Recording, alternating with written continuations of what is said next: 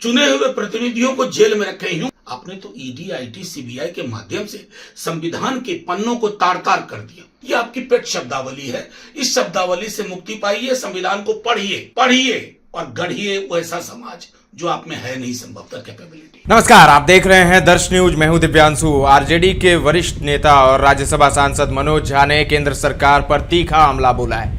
दरअसल केंद्र सरकार ने 25 जून को हर साल संविधान हत्या दिवस के तौर पर मनाने का ऐलान किया है। इसी पर तंज कसते हुए मनोज झा ने क्या कुछ कहा है, पहले वो सुन लीजिए।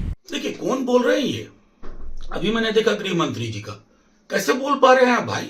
आप लोगों ने तो खुद ही संविधान को तहस नहस करके रख दिया, उसके मर्म को आहत करके रख दिया।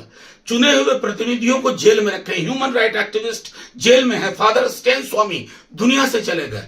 आपने तो ईडी, आईटी, सीबीआई के माध्यम से संविधान के पन्नों को तार तार कर दिया। मैं हत्या फिर भी नहीं बोलूंगा, क्योंकि इस तरह के शब्द आपके वैचारिक रुझान के हैं। मैं तो आपसे आग्रह करूंगा, शहीद दिवस 30 जनवरी हमारे बापू की हत्या हुई थी, उसको कहिए गांधी हत्या दिवस।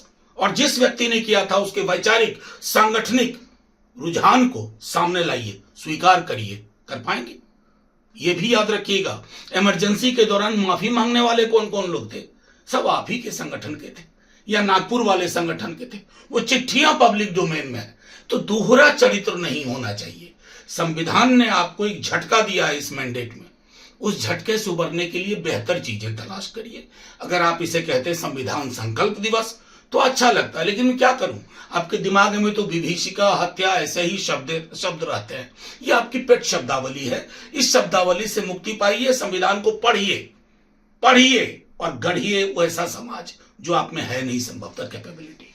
तो सुना आपने मनोज झा को, किस तरीके से उन्होंने तीखा हमला बोला है केंद्र की मोदी सरकार पर, और उन्होंने बहुत कुछ कह दिया है इशारों में, और सीधे स्पष्ट तौर पर भी उन्होंने हमला बोला है मोदी सरकार पर कि कैसे वो संविधान की हत्या रोज ही कर रही है, लेकिन 25 जून को संविधान हत्या दिवस के तौर पर मनाने का ऐलान किया है। इसे लेकर केंद्र सरकार की ओर से शुक्रवार को नोटिफिकेशन जारी हुआ है। इसमें कहा गया 25 जून 1975 को आपातकाल की घोषणा की गई थी। उसके बाद उस समय की सरकार की ओर से सत्ता का घोर दुरुपयोग किया गया और भारत के लोगों पर ज्यादतियां और अत्याचार किए गए, जबकि भारत के लोगों को भारत के संविधान और भारत के मजबूत लोकतंत्र पर दृढ़ विश्वास है। इसीलिए भारत सरकार ने आपातकाल की अवधि के दौरान सत्ता के घोर दुरुपयोग का सामना और संघर्ष करने वाले सभी लोगों को श्रद्धांजलि देने के लिए 25 जून को संविधान हत्या दिवस घोषित किया है। भारत के लोगों को भविष्य में किसी भी तरह से सत्ता के घोर दुरुपयोग का समर्थन नहीं करने के लिए फिर से प्रतिबद्ध किया है। केंद्रीय गृह मंत्री अमित शाह ने केंद्र सरकार के इस फैसले का स्वागत किया है। उन्होंने एक्स पर पोस्ट करते हुए कहा, 25 जून 1975 को तत्कालीन प्रधानमंत्री इंदिरा गांधी ने अपने तानाशाही मानसिकता को दर्शाते हुए देश में आपातकाल लगाकर भारतीय लोकतंत्र की आत्मा का गला घोंट दिया था। लाखों लोगों को अकारण जेल में डाल दिया गया और मीडिया की आवाज को दबा दिया गया।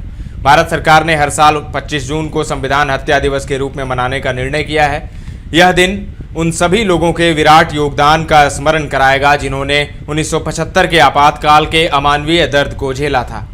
अमित शाह ने अपनी पोस्ट में आगे कहा, पीएम मोदी के नेतृत्व में केंद्र सरकार की ओर से लिए गए इस निर्णय का उद्देश्य उन लाखों लोगों के संघर्ष का सम्मान करना है जिन्होंने तानाशाही सरकार की असंख्य यातनाओं व उत्पीड़न का सामना करने के बावजूद लोकतंत्र को पुनर्जीवित करने के लिए संघर्ष किया।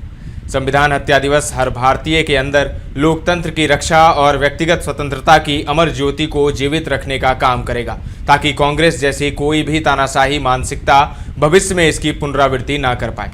तो कांग्रेस पर भी हमला बोला है, और ये जो डेट ऐलान हुआ है कि 25 जून को लोकतंत्र हत्या के रूप में मनाया जाएगा, हत्या दिवस के रूप में मनाया जाएगा, तो एक तरीके से ये निशाना ही है कांग्रेस पर ही। वहीं कांग्रेस ने केंद्र सरकार के इस फैसले पर सवाल उठाए हैं। कांग्रेस के सीनियर नेता जयराम रमेश ने एक्स पर पोस्ट करके कहा, नॉन बायोलॉजिकल प्रधानमंत्री एक बार फिर हिपोक्रेसी से भरा एक हेडलाइन बनाने का प्रयास कर रहे हैं, लेकिन भारत के लोगों से 4 जून 2024